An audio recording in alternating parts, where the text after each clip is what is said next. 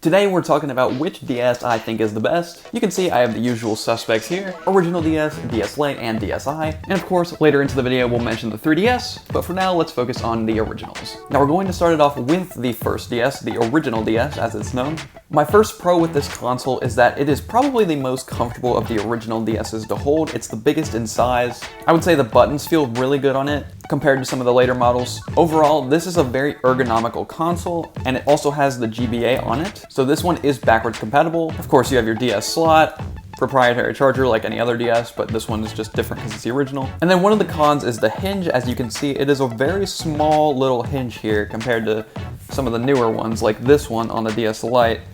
You can see it's a lot bigger of a hinge line, much more support for it. The main problem with this is that over time of opening it and closing it and just flexing the hinge and stuff like that, it'll get pretty used up, and I've actually seen a ton of these with broken hinges. That's quite common, I would say. So that's the main problem with this. Another little con is the screen. It's just significantly dimmer than the other DSs. You can kind of see, like when you look away, you can barely even see it. It is a pretty dark screen. It's not the worst. It's still a backlit screen, so it's not the end of the world, but the other DSs just simply have a better screen than this. Overall, I think this is a really good console. If you can find it at a cheap price, this is probably the most collectible one, being that it's the original, and especially in the gray color. But my overall takeaway, it is the coolest looking one, the most ergonomical one, and it's probably also the most collectible one. But let's get to the DS Lite. So the DS Lite, here we have this console in the blue color. I believe it's called Cobalt Blue. And already you can see bigger hinge. Definitely a slimmer design, which I'm actually not such a big fan of. It's a lot smaller in the hands, kind of cramping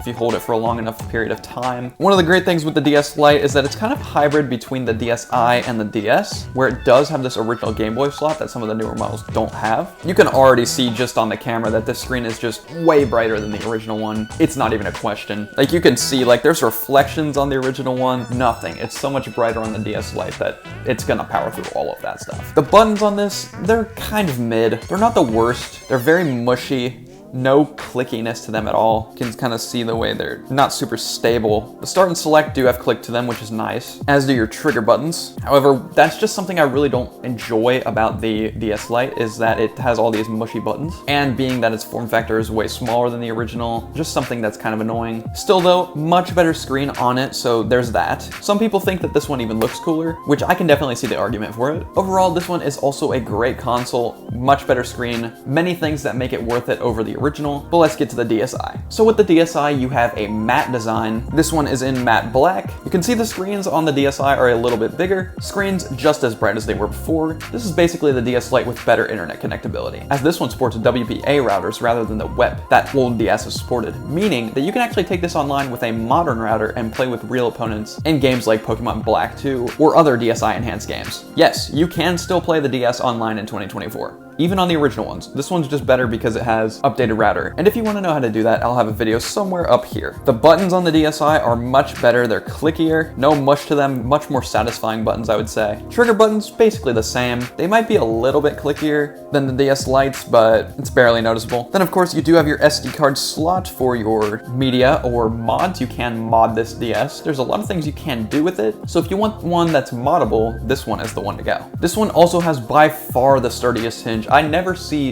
DSi's breaking from hinge issues. I'm sure it happens sometimes, but I've seen tons of original DSs break from hinge issues. And the DS Lite, it's kind of common for that one to break too. I've never really seen anyone have a major problem with this DS.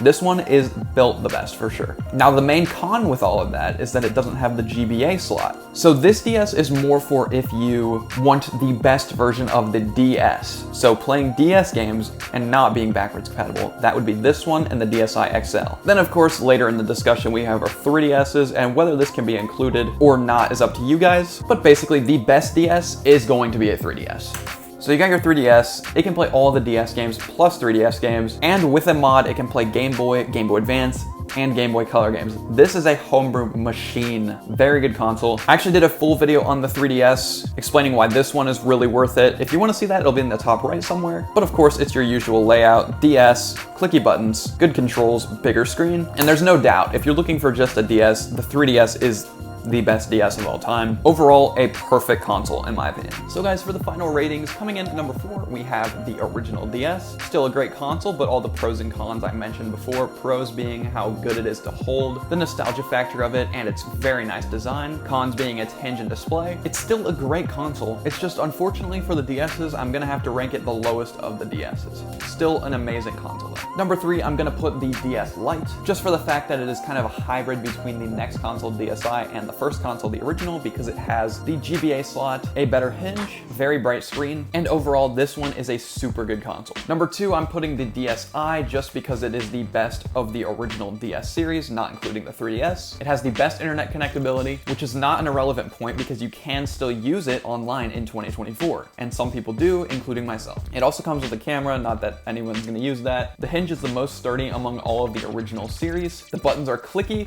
just like the original DS, which is nice, and it is moddable as it has an SD card slot. That brings the DSi and its brother, the DSi XL, all the way up to number 2. And at number 1, of course, if you count it, is the 3DS. It is the best of all of the DSs ever made. You can play 2 generations worth of games and more with a mod. You can play GBA and everything before it on here as well. They really nailed the hardware at this point. These hinges really don't break down too easily. And of course, you got your clicky buttons, which is nice, big screens, which brings me to the conclusion that this one is the best DS of all time. Don't forget to like and subscribe if you liked the video, and thanks for watching.